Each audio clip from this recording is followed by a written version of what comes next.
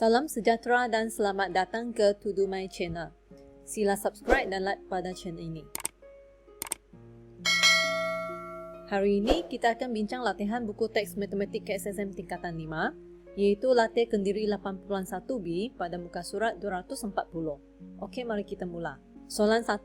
Seorang pelari berlatih untuk menyertai perlumbaan maraton. Dia berlatih mengikut rutin untuk berlari 32 km seminggu. Pelari itu bercadang menambahkan jarak larian dx dalam km sebanyak 10% daripada jarak larian pada minggu sebelumnya dengan keadaan x mewakili bilangan minggu latihan.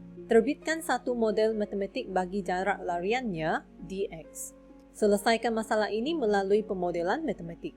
Jadi, cikgu akan bincangkan jawapan daripada buku teks sebagai panduan. Masalah kita sekarang adalah, pelari maraton akan berlatih mengikut rutin untuk berlari 32 km seminggu. Kemudian, pelari maraton ini bercadang menambahkan jarak lariannya dengan kadar 10% setiap minggu. Masalah kita sekarang adalah untuk menerbitkan satu model matematik bagi jarak lariannya, iaitu dx. Andaian yang dibuat di sini adalah pelari maraton itu akan menambahkan jarak lariannya dengan kadar yang sama, iaitu tepat 10% setiap minggu. Dia tak akan ubah kadar ini. Tambahan lagi, dia tidak akan menghadapi kecederaan apabila dia melakukan latihan lariannya. Pemboleh ubah yang terlibat di sini ada dua, iaitu yang pertama, D untuk mewakili jarak larian dalam km, dan yang kedua adalah X untuk mewakili bilangan minggu latihan.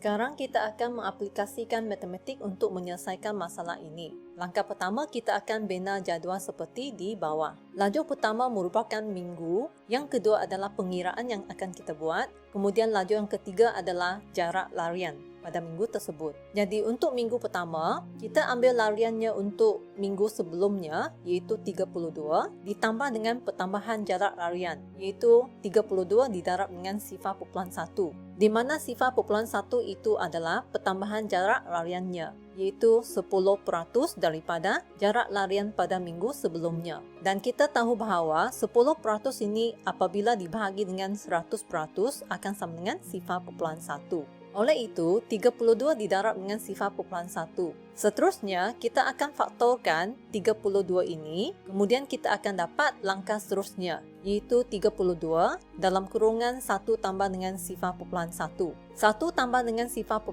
ini akan diringkaskan menjadi 1.1. Oleh itu, jawapannya, iaitu jarak larian pada minggu pertama akan sama dengan 32 darab dengan 1.1. Seterusnya, kita akan buat pengiraan untuk minggu yang kedua, di mana kita akan ambil jarak larian pada minggu pertama, 32 darab dengan 1.1. Tambah dengan pertambahannya, iaitu 32 darab 1.1 didarab dengan kadar 0.1, iaitu 10%. Seterusnya, bahagian yang berwarna kuning ini, iaitu 32 darab 1.1 akan difaktorkan. Maka kita akan dapat langkah di bawah, iaitu 32 darab 1.1 dalam kurungan 1 tambah 0.1. 1 tambah 0.1 ini akan diringkaskan menjadi 1.1. Dan 1.1 dengan 1.1 ini akan didarab menjadi kuasa 2. Maka jarak larian pada minggu kedua akan sama dengan 32 darab dengan 1.1 kuasa 2. Seterusnya untuk minggu ketiga, kita akan ambil jarak larian pada minggu kedua, iaitu 32 darab 1.1 kuasa 2 ditambah dengan pertambahan 10%-nya, iaitu 32 darab 1.1 kuasa 2 darab dengan 10%, iaitu 0.1. Bahagian yang berwarna biru ini, iaitu 32 darab dengan 1.1 kuasa 2 akan difaktorkan, akan menghasilkan jawapan di bawah, iaitu 32 darab 1.1 kuasa 2 dalam kurungan 1 tambah 0.1. Bahagian 1 tambah 0.1 ini akan diringkaskan menjadi 1.1. Seterusnya, 1.1 kuasa 2 ini didarab dengan 1.1 akan menghasil 1.1 kuasa 3. Maka jarak larian dalam minggu yang ketiga akan sama dengan 32 darab dengan 1.1 kuasa 3. Seterusnya untuk minggu keempat, kita ambil jarak larian pada minggu ketiga, iaitu 32 darab 1.1 kuasa 3 ditambah dengan pertambahan 10%-nya, iaitu 32 darab dengan 1/1 kuasa 3 darab dengan kadar 0.1. Bahagian yang berwarna oranye ini akan difaktorkan, iaitu 32 darab 1/1 kuasa 3 akan menghasilkan jawapan di bawah 32 darab 1/1 kuasa 3 darab dengan dalam kurungan 1 tambah 0.1. Bahagian 1 tambah 0.1 ini akan diringkaskan menjadi 1/1. Kemudian 1/1 kuasa 3 ini didarab dengan 1/1 akan menghasilkan 1/1 kuasa 4. Oleh itu, jarak larian pada minggu keempat adalah 32 darab dengan 1/1 kuasa 4. Sekarang kita senaraikan jarak larian yang kita dapat seperti di bahagian ini. Dari sini kita boleh membuat suatu kesimpulan secara umum, iaitu induktif, di mana bahagian yang sama itu 32 kita salin sahaja. Begitu juga dengan 1/1 itu pun akan disalin terus, manakala kuasa yang berubah itu akan diganti dengan pemboleh ubah X, iaitu bilangan minggu. Maka model matematik yang dihasilkan adalah dx akan sama dengan 32 darab dengan 1/1 kuasa X. Perhatikan bahawa model matematik ini adalah menyerupai model fungsi eksponen. Dan kita tahu bahawa fungsi eksponen adalah suatu fungsi yang dapat dihuraikan oleh persamaan dalam bentuk y sama dengan c darab a kuasa x, di mana a adalah suatu nombor nyata positif. Untuk soalan ini adalah 1/1, manakala c itu mewakili nilai awal. Dalam soalan ini adalah 32 km. Ini bermaksud model matematik ini merupakan suatu fungsi eksponen yang membolehkan pelari itu menghitung jarak lariannya selepas X minggu berlatih.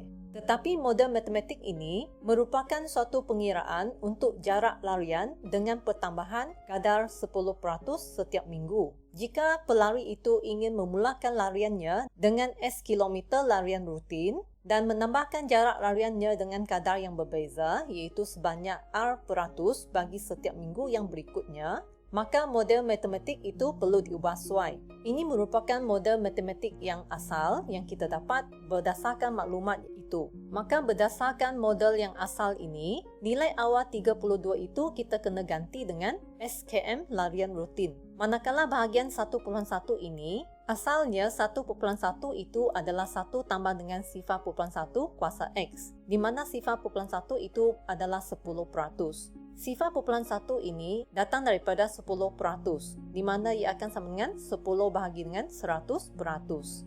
Dengan itu, untuk mengubah sesuai model matematik ini, kadar di sini adalah R%, maksudnya 10% ini akan diganti dengan huruf R. Dengan itu akan terbentuklah model yang baru ini, iaitu dx sama dengan S darab dengan dalam kurungan 1 tambah R/100 kuasa X. Soalan 2. Keadaan suhu badan yang jauh lebih tinggi daripada paras normal dikenali sebagai hipertermia. Satu daripada punca hipertermia termasuk pendehidratan, iaitu kehilangan cecahaya melebihi jumlah yang diambil. Mengapa anak kecil mempunyai risiko yang lebih tinggi mengalami hipertermia berbanding dengan orang dewasa apabila berada di bawah cuaca panas? Selidik masalah ini melalui pemodelan matematik. Jadi apabila kita mengkaji masalah ini, kita nak cari penyelesaian untuk persoalan, iaitu mengapakah anak kecil akan mempunyai risiko yang lebih tinggi mengalami hipertermia jika berbanding dengan orang dewasa apabila berada di bawah cuaca panas. Kita tahu bahawa kadar kehilangan cecair daripada badan adalah bergantung kepada luas permukaan badan seseorang. Kemudian, kuantiti cecair di dalam badan adalah bergantung kepada isi padu badan. Faktor utama di sini adalah nisbah jumlah luas permukaan per isi padu, di mana nisbah jumlah luas permukaan per isi padu yang lebih besar akan menyebabkan badan kita kehilangan cecair dengan lebih cepat.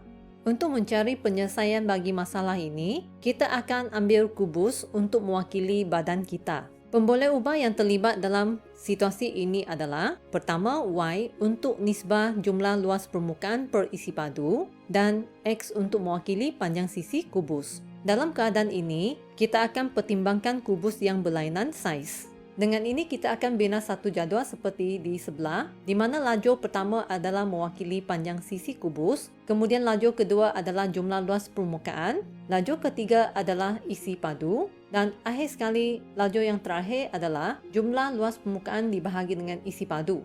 Panjang sisi kubus yang kita gunakan dalam masalah ini bermula dengan 1, 2, 3, 4 hingga 7. Sebelum kita buat pengiraan yang terlibat, kita imbas kembali rumus untuk jumlah luas permukaan kubus di mana ia akan sama dengan 6 darab dengan luas satu permukaan. Kerana bagi satu kubus, ia akan mengandungi 6 permukaan yang sama saiz. Luas satu permukaan itu akan sama dengan panjang darab dengan lebar. Rumus yang kedua adalah isi padu kubus, di mana ia akan sama dengan panjang darab dengan lebar, darab dengan tinggi. Sekarang kita akan buat pengiraan bagi panjang sisi kubus 1 unit, di mana jumlah luas permukaannya akan sama dengan 6 permukaan darab dengan luas satu permukaan, iaitu 1 unit kuasa 2. Jawapannya adalah sama dengan 6. Manakala isi padunya akan sama dengan panjang darab lebar darab tinggi, tetapi semua panjang lebar dan tingginya adalah bernilai sama. Oleh itu, ia akan sama dengan panjang sisinya iaitu 1 dikuasa 3kan.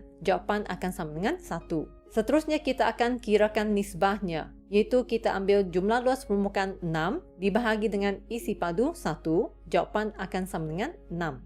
Untuk panjang sisi kubus sebanyak 2 unit, jumlah luas permukaannya akan sama dengan 6 permukaan darab dengan panjang sisi 2 dikuasa 2 kan. Jawapannya adalah 24. Manakala isi padunya akan sama dengan panjang sisinya dikuasa 3 kan, iaitu 2 kuasa 3. Jawapan adalah 8. Kemudian untuk nisbah ini, ia akan sama dengan jumlah luas permukaan 24 dibahagi dengan isi padu 8. Jawapan adalah 3. Seterusnya, untuk panjang sisi kubus sebanyak 3 unit, jumlah luas permukaannya akan sama dengan 6 muka darab dengan sisinya, iaitu 3 dikuasa 2 kan.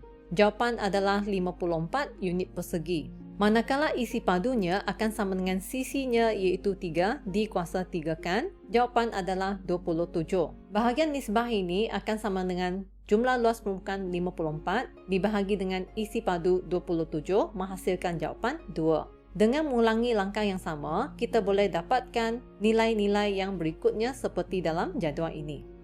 Sekarang kita perhatikan data yang kita dapat daripada pengiraan dalam jadual. Dalam langkah sebelum ini, terdapat 2 pemboleh ubah yang terlibat dalam soalan ini, di mana pemboleh ubah X mewakili panjang sisi kubus. Manakala pemboleh ubah Y akan mewakili nisbah jumlah luas permukaan per isi padu.